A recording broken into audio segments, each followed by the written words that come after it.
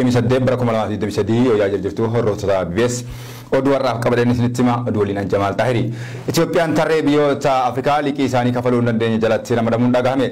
Itoophiyaan akkaataa kafaltii boondii doolaara biiliyoona tokko gabaa idil addunyaa irratti gurgurtee ilaalchisee marii liqeessitoota ishee waliin taasifte walii galtee malee xumuramuu hordofee tarree biyyoota liqii isaanii kafaluu hin dandeenye jalatti ramadamte. Miidiyaan idil addunyaa Bloomberg akka gabaasetti Itoophiyaan biyya liqii ishee ofirraa kafaluu dadhabde jedhamuun biyyoota akka Zaambiyaa, Sri Lankaa fi Gaanaa waliin tarree tokko jalatti ramadamuun ifoome. Itoophiyaan liqii boondii doolaara biiliyoona tokko kan liqeeffatte yoo ta'u kana keessaa dhaala liqii doolaara miiliyoona 33 hanga muddee 14 darbeetti kafaluu osoo qabdu kanfaluu waan dadhabdeef Zaambiyaa fi Gaanaa jaantee biyyoota liqii Afrikaa fi dhala irraa jiru kanfaluu hin dandeenye sadaffaa taatee galmoofteetti jirti. Dhimma kana ilaalchisuun itti gaafatamaan ministeera deetaa Itoophiyaa Dr. Iyoob Takkaaleny afgaafii sagalee Ameerikaa afaan Amaaraa waliin taasisaniin biyyoota liqii Itoophiyaa irraa qaban hedduu waliin kafaltii liqaa keenya akka nuuf dheeratu marii irra waan turreef yoo liqii muddee 14tti kanfaluu qabnu kanfallee marii gochaa turre waan nu jalaa fashaleessu kanfaluu hin barbaanne jedhan. Mariin biyyoota liqii Itoophiyaa irraa qaban waliin akka dheereffamu gaggeessaa ture Itoophiyaa faayidaa waan qabuuf kunis akka nuuf dheeratuu fi haaldureen of dhiyaate irratti waliif galuu waan dadhabneef yeroo jedhametti kanfaluu irratti waliif galuu akka hin dandeenye himan. Ministeerri deetaan faayinaansii Itoophiyaa Dr. Iyoob Takkaaleny biyyoota liqaa Itoophiyaa irraa qaban keessaa Chaayinaan doolaara miiliyoona 28 yoo dursitu biyyoota dinagdeen badhaadhaan hedduu wal duraa duubaan liqii biyyattii irraa akka qaban ifatti ragaa bahaniitu jiru. Dhimma kana ilaalchisee hayyoonni dinagdee sagalee Ameerikaatiif yaada qoodaniin sodaa egeree biyyattii irratti yeroon liqii kanfaluu dhabuun geessisu kan eeran yoo ta'u haalli kun biyyattii hulaa dippiloomaasii fi deeggarsaa kan itti cuufuudha jedhame.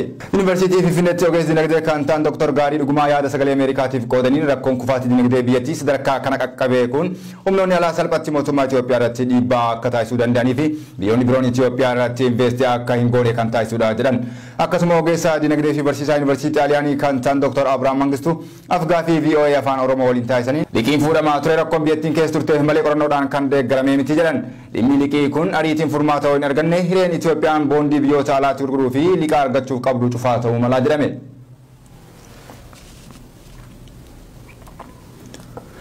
Bulchiinsi magaalaa Fiichee fardi gaarii akka hin harkisne murteesse. Bulchiinsi magaalaa Fiichee nama fardatti gaarii fe'ee argame mallaqa biyyattii 60,000 akka dhabu beeksise. Dhimma kana ilaalchisee itti gaafatamaan waajjira aadaa fi turizimii magaalichaa obbo Abarraa Darajjee yaada BBC filataniin dubbichi dhugaa ta'uu mirkaneessan. Fardi gaarii harkisuu hin qabu. Oromoo biratti fardi kabaja guddaa qaba. Fardi safuu duudhaa fi marartee seenaa qaba. Iddoo isaaf hin malletti argamuu hin qabu jedhan. Qondaalli aadaa fi turizimii magaalaa Fiichee afgaafii BBC afaan Oromoo waliin taasisaniin murteen kun tumaalee abbootii gadaa haadholii siinqee fi jaarsolee biyyaa godina Shawaa Kaabaa qindeessummaa waajjira aadaa fi turizimii godinichaa wajjin torbeewwan muraasa dura tumaan bu'uura kan godhate akka ta'e obbo Abarraan himaniiti jiru. Haaluma kanaan bulchiinsi magaalichaa ji'oota 4 booda magaalichaa keessatti fardaan gaarii harkisuun dhorkaa akka ta'e murteessuun namni murtee kana cabsee argame qarshii biyyattii 60,000 akka dhabuun bulchiinsi magaalichaa murteessu obbo Abarraan himaniiti jiru. Akka godina keenyaatti fardi aadaa duudhaa fi safuu guddaa qaba kan jedhan aangawaan kun yeroo ammaa kana garuu kabajaa fi guduunfaan fardaa fi Oromoo gidduu irraanfatame waan isaaf hin malle hojjechaa jira jedhu. Dabaluunis Oromoon farda isaa akka ilma isaatti ilaala akka ija isaatti ilaalee kunuunsee itti tajaajilamaa ture yeroo ammaa garuu waan isaaf hin malleef oolaa jira miidhaawwan garagaraas irra gahaa jira jedhan. Uummanni Oromoo yeroo gaddaas ta'ee yeroo gammachuu fardatti akka fayyadamu kan himan itti gaafatama waajjira aadaa fi turizimii magaalaa Fiichee obbo Abarraa Darajjee fardi biyya sanaa diina irraa qolatee tursiisee asiin gahuu keessatti gahee guddaa akka qabu himan. Haa ta'u malee akkaataan fardoon gaarii harkisan magaalicha keessatti tajaajila itti kennan kabajaa fi jaalala uummatichi fardaaf qabuun faallaa ta'uudha himan. Haalli isaan itti kunuunsan baay'ee gadi bu'aadha. Itti hojjetanii gaafa umriin isaanii dulloome daandii irratti gataatii jiru kun safuu duudhaa fi kabaja uummanni Oromoo fardaaf qabu kan cabsuudha jedhan. Kanaaf murteen akka godinichaatti bulchiinsi magaalaa Fiichee dabarsa kabaja Oromoon fardaaf qabu kan agarsiisuu fi miidhaa beeyladoota irra ga'u kan hambisu ta'uu kaasuun magaalota Oromiyaa birootiif ergaa akka dabarsuuf kana hojiirra oolchine jedhan. Haleellaan diroonii lammiilee nagaa irratti Oromiyaa bakkoota adda addaatti gaggeeffamu bifa haaraan cimee itti fufuu maddeen keenya naannolee Oromiyaa himan. Haleellaan diroonii humnoota mootummaa bifa haaraan jalqabe godinaalee Shawaa lixa biiftuu fi giddugaleessatti lubbuu nagaa galaafachaa akka jiru maddeen BBC'tti himan. Haaluma kanaan haleellaa diroonii mootummaa gaggeessan Horroo Guduruu Wallaggaa aanaa Gumuruu bakka Baaroo jedhamutti namoonni nagaa 8 ajjeefamuu maddeen BBC'tti himaniiti jiru. Haaluma kanaan haleellaa diroonii muddee 25 godina Horroo Guduruutti bifa haaraan eegaleen lubbuun qulqulloota 8 battalumatti kan darbe yoo ta'u bifuma wal fakkaatuun guyyoota lamaan darban haleellaa wal fakkaatan jabaatee fufuu maddeen BBS itti himanii jiru. Dhimma kana wal qabatee addi bilisummaa Oromoo ibsa baateen ajjechaa lammiilee nagaa irratti raawwatameen mootummaa balaaleffatee jira. Jiraataan aanaa Guduruu nageenya isaatiif jecha maqaan isaa akka hin eeramne gaafate tokko namoonni diroonii mootummaan ajjeefaman osoo hojii boqqolloo cabsuu irra jiran akka ta'e himeeti jira. Haleellaan kun muddee 25/2023 raawwachuu kan himu jiraataan kun haleellichaan namoonni 8 battalumatti akka ajjeefaman ragaa bahe. Addi bilisummaa Oromoo ammoo ibsa muddee 26/2023 baaseen mootummaan godina Horroo Guduruu Wallaggaa aanaa Guduruutti namoota nagaa hidhannoo meeshaa maleeyyii hojii isaanii irraa turan dirooniin ajjeesee jira jedhe. Marsaa 3 oliif aanaa Guduruu bakka adda addaatti haleellaa xiyyaaraa fi meeshaa gurguddaan uummata irraan gaaniin horii manaa loowwan dabalatee uummata nagaa hedduu ajjeesuu fi madeessuu addi bilisummaa Oromoo qorannoo gaggeessee mirkaneeffadhee jedhe. Midiyaan biyya keessaa Addistaan Darji ammoo haleellaa diroonii waldaa amantoota guutuu wangeelaa ganda Baaroo keessatti raawwatameen namoonni 8 ajjeefamuu gabaase. Hojii gaggeessan waldaa mana amantaa kana akka jiranitti hawaasa nagaa boqqolloo mooraa waldaa keessa facaafame sassaabaa turan irratti dirooniin kuftee namoonni 8 kan du'anii fi kanneen madaa'an hospitaala magaalaa Kombolchaatti yaalamaa akka jiranii fi hireen lubbuun ooluuf qaban dhiphaa akka ta'e Addistaan Darjitti himan. Akka gaggeessaa waldichaa kun jedhutti namoota ajjeefaman kanneen keessaa faarfattoonni waldichaa Daammanaa Likkaa umrii 22 kan ta'ee fi Dhugaa Saawaa kenna umrii 21 kan ta'e keessatti akka argaman ragaa baheeti jira. Bifuma wal fakkaatuun haleellaa cimaan godinaalee Shawaa fi Giddu Galeessatti gaggeeffamaa akka jiru maddeen ragaa bahaati jiru. Akkasuma ajjecha haleellaa diroonii mootummaatiin raawwatame hordofee waraansi humnoota mootummaa fi waraana bilisummaa Oromoo gidduutti adeemaa jiru cimee itti fufeeti jira jedhamaati jira.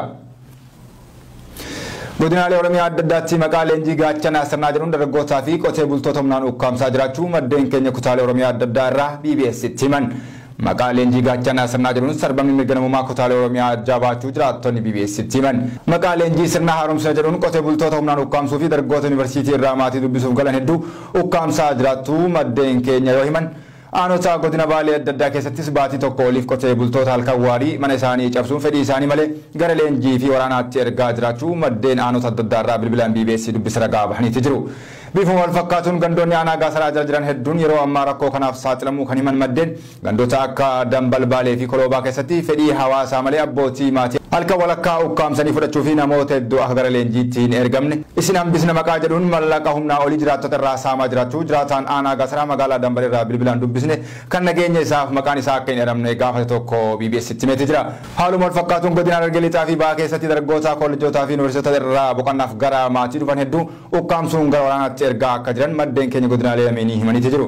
Yeroo ammaa sababa kanaan dargaggoonni hedduun gandoota baadiyyaa irraa baqatanii akka jiranis maddeen keenya himaati jiru.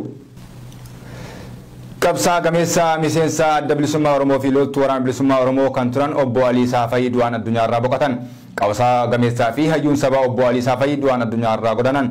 Obbo Alii Saafayii abbaa isaanii obbo Saafayii Sheeberoo Bulaallaa fi harmee isaanii aadde Moominaa Jedalaa irraa bara 1951 akka lakkoofsa Itoophiyaatti godina Gujii aanaa Gooroo Doolaa ganda Dhuqqoo jedhamutti kan dhalatan yoo ta'u qabsaan gameessi kun abbaa ijoollee 8 fi hawaasa isaa biraa jaallaa fi kabaja olaanaa namaa qabu muddee 27 bara 2023 roobii kaleessaa ganama dhibee tasaa isaan mudateen dhalatanii umrii isaanii ganna 65tti du'aan addunyaa tanarraa boqotan. Obbo Alii Saafayii qabsaa fi hayyuu biyyaa yoo ta'an waggaa 2 dura yuunivarsiitii Bulee Horaarraa digirii isaanii lammaffaa fudhachuun isaanii beekameeti jira. Obbo Alii Saafayii qabsoo sammuu hanga hidhannootti gaggeessaa kan turan yoo ta'u qabsoo diddaa gabrummaaf taasisaniin manneen hidhaa adda addaatti dararaa hedduu mudachaa akka turan hiriyoonni isaanii BBS itti himan. Obbo Alii Saafayii hawaasa horsiisee bulaa irraa kan dhalatan naannoo dhaloota isaanii godina Gujiitti ijoolleen horsiisee bulaa akka baratanii fi kanneen barachuu hin dandeenye ofii isaanii gargaaranii barsiisaa akka turan namoonni itti dhiyeenyaan beekanii fi miidiyaa hawaasaa irratti gadda isaanitti dhagame ibsachaa jiran ragaa bahuu irratti argamu.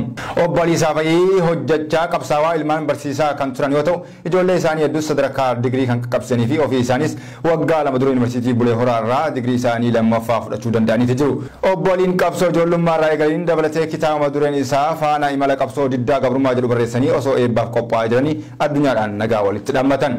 Imalli qabsoo gosoota hedduu kan nyaate jireenya isaanii kan facaase maatii isaanii hiyyummaa keessatti kan kuffisee fi gidiraa adda addaatiif kan saaxile ta'us Obbo Alii Saafayii kana jiruun wallaalummaa beekumsaan hiyyummaa carraaqqiin bakka buusanii fakkii dhalootaa fi qabsaa'ota ta'uu isaanii dubbatama.